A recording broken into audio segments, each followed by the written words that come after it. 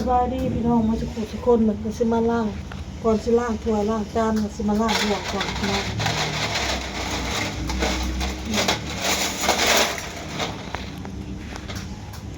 ก่อนสิล้างถ้วยเนาะล้างหัวก่อนพี่น้อง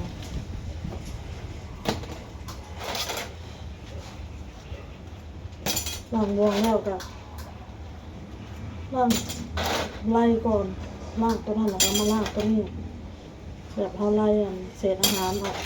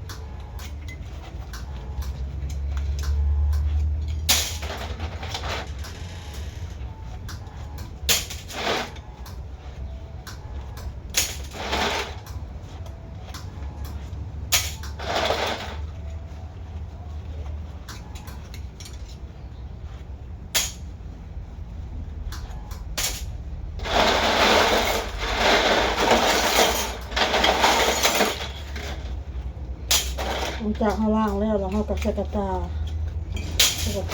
ไปตากแดดไว้แล้วเฮาเอามาล้างถ้วยล้างบวงล้างถ้วยแล้วเอาไปตากแดดคือกันพี่น้องตากแดดแล้วก็เขาตะมืดครึ้มฝนตกลิ้นแม่อยู่บ่นะ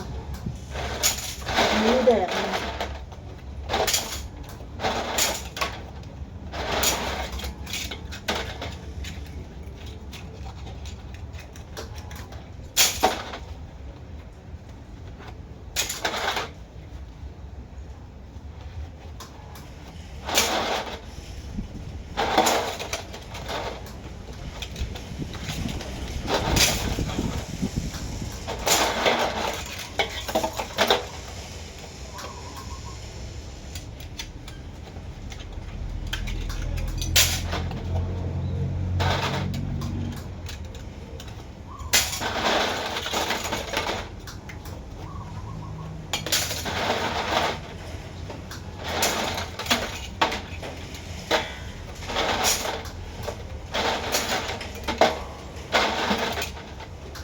มันสิยาว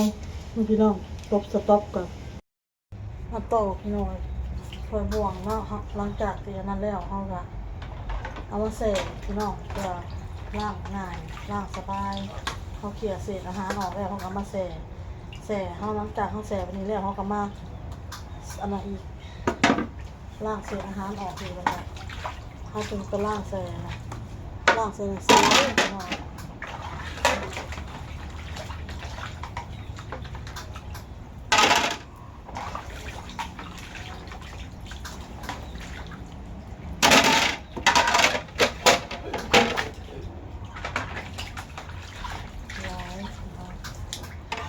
มืออ้นกันนี่นะพี่น้องแผนกมาพี่น้องเนาะถามว่ากับบริโภคไปล่างถ้วยค่ะ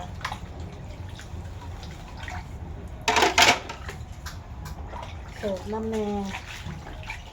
กับลูกค้าแน่เสิร์ฟมันมดลูกค้าเลยมันมีลูกค้าเลยมันล่างถ้วยพี่น้อง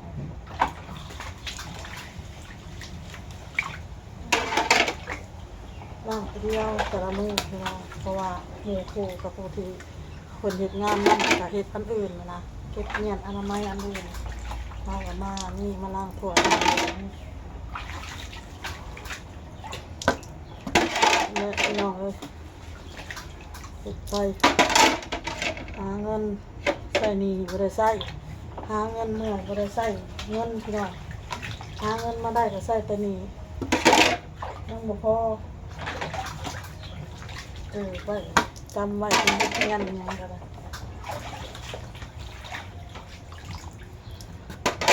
เป็นบทเรียนแล้วพี่น้องเลยมาได้แล้วคอยก็ได้ว่าเรื่องครอบครัวก็จะสิเป็นอะไรพี่น้องเลยจะได้อยู่กันหรือบอกจะได้แยกกันหรือไม่ลูกเจ้าของกันล่ะก็บ่ได้อยู่กันตัวเมียอะไรแยกกันอยู่ไผอยู่มันปีใดจักงามใดจักชีวิตหนีวิสินจักสิได้มาอยู่กันคิดบ่ออกเลยจักสิได้อยู่กันจักสิได้แยกทางกันลงสภาพเลย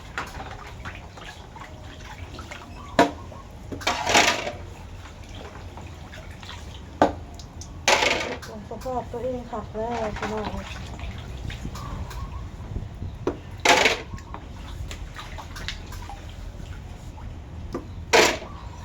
ไม่ได้โทษใครหรอกโทษตัวเองนี่แหละ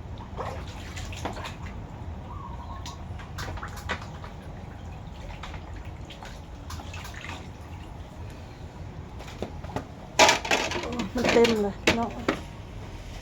ออกมา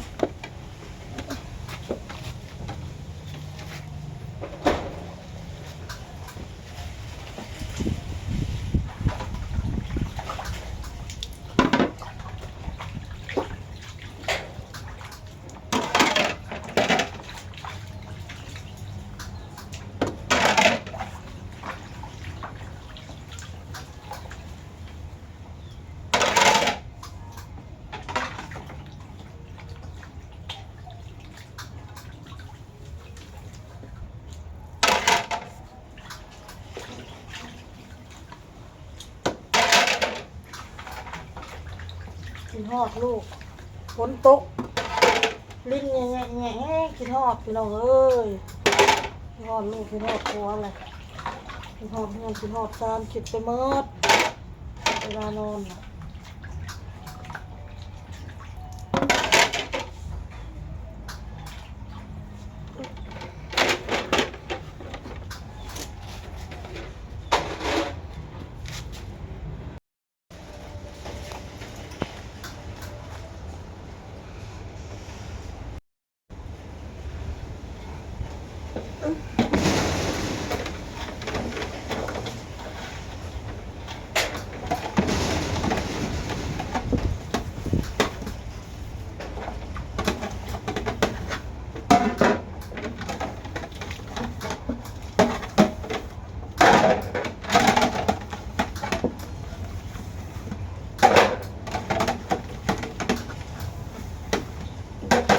คนโมสูก็มีแต่ตายเท่านั้นพี่น้อง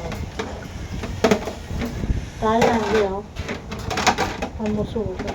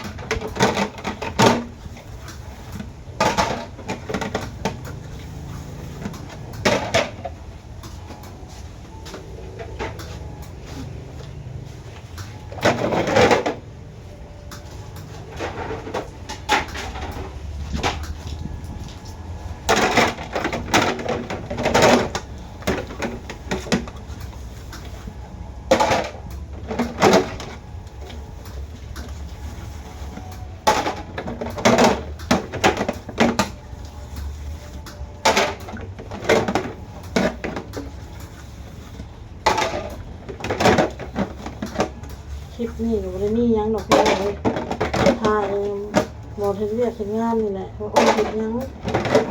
เวียกเฮ็ดงานนี่พี่น้องเอ้ยทำตัวน้ำห่วงให้รู้พี่น้องรู้จักแนวสิท่าให้เบิ่งบุญเท่าไหร่ตกลงอ่างเลยเอาลงอ่างเลยพี่น้องเอ้ยเพราะว่าเอาเสียหน่อยไล่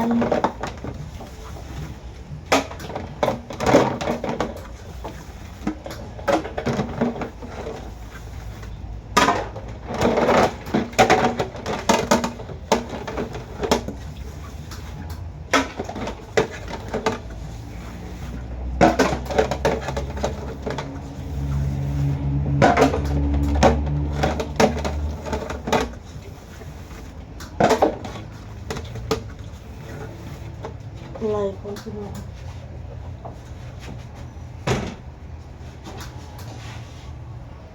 จากข้างล่างเขาก็มาเสร็จพี่น้องอันนี้ยังพันได้เสร็จแล้วก็อ้นเสร็จเรามาเสร็จแล้วก็มีเอื้อยเรามาซอยไปเก็บไปไว้เสร็จบ่วงเบี่ยงยังจะเสร็จพี่น้องเสร็จแล้วนะแล้วก็เห็ดเวียกแนวใหม่แนวอื่น